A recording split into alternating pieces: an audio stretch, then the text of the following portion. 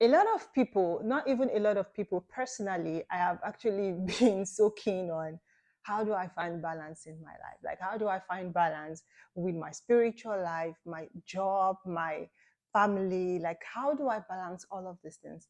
Now, the problem with finding balance is that everything requires your time. Now, most of these things do not just require a part of you, they kind of require all of you. Like, you can't tell your partner that I'm going to give you a part of me. No, you have to give all of you. You need to give like all of you to God, your spiritual life. You need to give like all of you to your career because your professor is on you. Your pastor is asking you, why aren't you showing up in church anymore? And all of that. So you're quite like, how can I find balance in all of these things? Because I'm trying to put my best in all of them. But since they're not getting like the 24 hours that belongs to me, they kind of feel that like I'm not doing enough.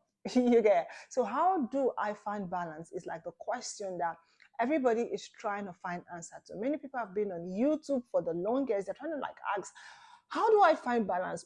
You probably have heard a friend say you need to get a diary, you need to try journaling, you need to try time management and all of that, so that you'll be able to like get the best time or best use out of all your time, or like all the time that you have. As a student, I had someone say this, that everyone in this world have 24 hours, both the poor and the rich, the successful and the unsuccessful. Everybody has just 24 hours in a day. Now, how well you use the 24 hours that you have in a day determines, sorry, how successful you would be. Now, this made me then get my books, and I was like, oh, I need to try like I'm thinking of how I try to spend my time, how I try to do this. I'm going to spend just 20 minutes doing prayer. I'm going to spend just 20 minutes visiting. In fact, I didn't visit people because I felt like that was a waste of time. And although it affected me, yeah, it did. It did because, no, it did. Like, how do I find balance in my life? This has been a big question. Spiritual life. I mean, this is like, I mean, the part of people's life that they want to call flexible. I really don't want to call it flexible. It's not flexible, but they feel it's flexible because it depends on them. So you hear things like, I'm gonna say my prayer while I'm on the bus. Yeah, I'm gonna say my prayer while I'm on the bus. All those are okay. I'm not like coming at you, but then trying to find a balance in your life is actually just very important. We all have where we need to put our time. Now, the problem is, how do we kind of make everything meet at a point? How do we get that striking balance? How do we get a striking balance? I think I need to say this, that firstly, some people try to look for balance where there is no need for balance. There's obviously no need for balance. Why do I say this? I want to remind us quickly of the parable that Jesus told in the book of Luke, where he talked about the parable of the sower. Like back in the days when you needed to sow, unlike now when you don't have to like dig a hole. I don't know how farmers do that, but then when we plant corn at the backyard, we kind of dig a hole and just drop a seed in it. How these farmers go about their sowing and all of that is that they just kind of like throw the seeds, like they just pour it over the land and just hope it grows and all of that. So Jesus spoke about this, and he said some of this seed, they fall on the roadside and it's trampled upon, and then the birds of the sky, they feed on it. He said another set of seed fall on the rocky ground. Now, the rocky ground, the ground there is quite shallow. So the seeds actually grow, but they do not really grow well. So they die off, they wither. Some fell among thorns. These ones that fell among thorns, I mean, I did a background check and I used the thorns that were used as the crown for Jesus. I was like, where do these grow? And I discovered that they actually grow on fertile ground. So it means that probably the ground where the seed fell on was quite fertile because it had thorns. So it was not a question of the fertility of the soil, it was that the soil could accommodate everything. And now there is a struggle for nutrients, there's a struggle for balance between the thorns and the seed. And we all know, because Jesus said that this seed mean the word of God. So he also equally said that some of them fell on good soil and they grew. Now, the problem with the ones that fell among thorns is that the land had to give give nutrients to both of them. Now, these two things are not supposed to go together. They do not go together. Both of them, they are not supposed to be together. That is it. They are not supposed to go together. But now the thorns choked up the seed, and the seed, Jesus said, is the word of God. So now I want to quite say disclaimer, do not try to find balance among things that are not supposed to even be in your life in the first place. Yeah. Don't try to find balance among those things. I'm trying to say the balance we are trying to talk about here are balance among good things that are healthy for you. I will say. So back to the question, how do you find balance in your life? I'll just give this, say this, that actually I feel it makes a lot of sense. While I was in junior school, I did not like economics. I'm going to tell you, pump and clear, I did not like economics. But I had to be in economics class because it was a requirement at that time. Like it was, you don't have a choice. So during economics class, I think that sitting at the back seat one day, I kind of heard the lecturer or the teacher say, talk about scale of preference. And among other things, it was quite interesting because I heard her saying, class, if you need to buy a cloth and a box of chocolates, which would you go for? The class would be like, we'll go for the clothes because we need them. And all that. So I was quite interested in that particular topic that's a scale of preference.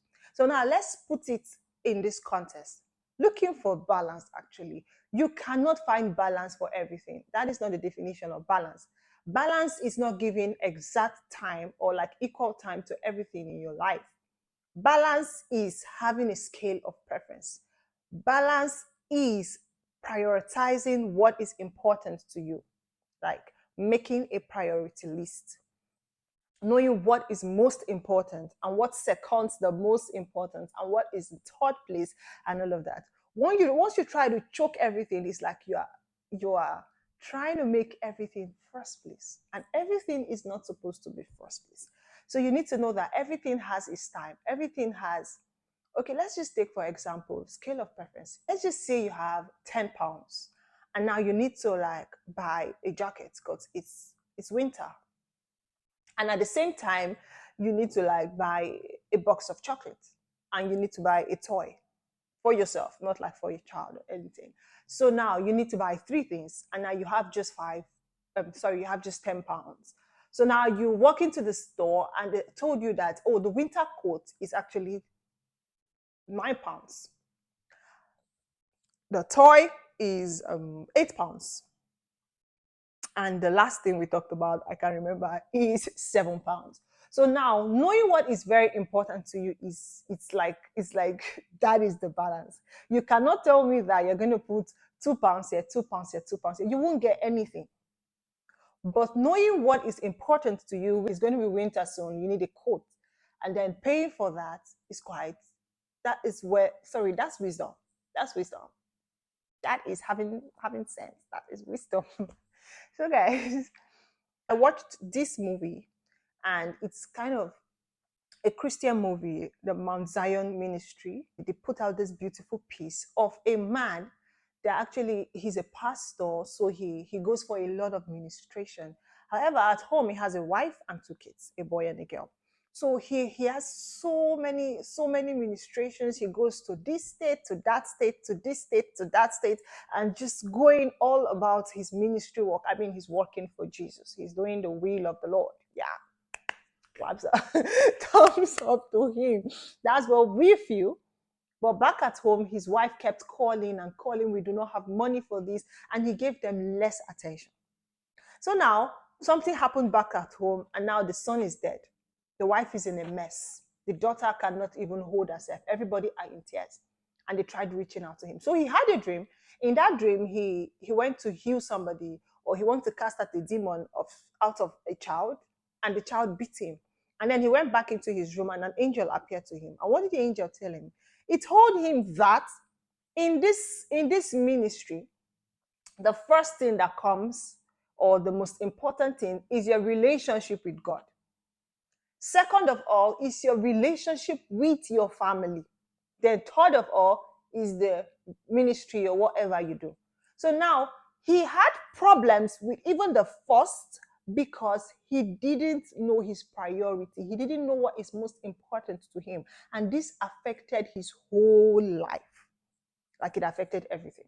So this is what happened in our life where we try to find balance. We try to do this, we try to do this. And some of us do not even know the most important thing in our life. Bro, Jesus is the most important thing in your life. And the most important relationship in your life is your relationship with God. So while trying to look for balance, the first thing you should do is, what is on my list? I'm not telling you that I'm not going to do my job. I'm not telling you that I'm not going to study. I'm going to do all of this.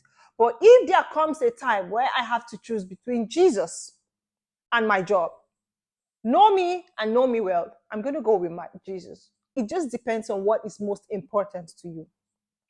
But for you to have a very good spiritual life, a very good prayer life, you have to know that Jesus is number one. No matter what other important things are to you, Jesus is number one. Is learning a skill there, you know where to put it. So you know the time to allocate to all of this. So now when you allocate time accordingly to all of this, you now discover that everything in your life is going so well. And even when it doesn't go so well, you feel very productive. Personally, when I wake up in the morning, I'm able to like devote my time to prayer and studying. Bro, I just feel that can this day just be over already? Because it's just like I've fulfilled everything. So everybody have what it is that their whatever everybody have what their priority is. But what I'm trying to say is that it is not actually looking for an exact balance amongst all things. It is actually knowing the most important of out of all of them and trying to give like much of your time, much of your attention to that thing. Now, what most of us do not understand is that where you put so much of your time, where you put so much of your heart and everything, it shapes you. That's like where that's what feels like it's what your life is all about. That's what comes where you put so much of your time. So if you are saying you want, so just like the thorns and the seed, if you say you want so much time with Jesus, you want to have a prayer life that is burning, remember that Jesus is the most important. Jesus is the most important.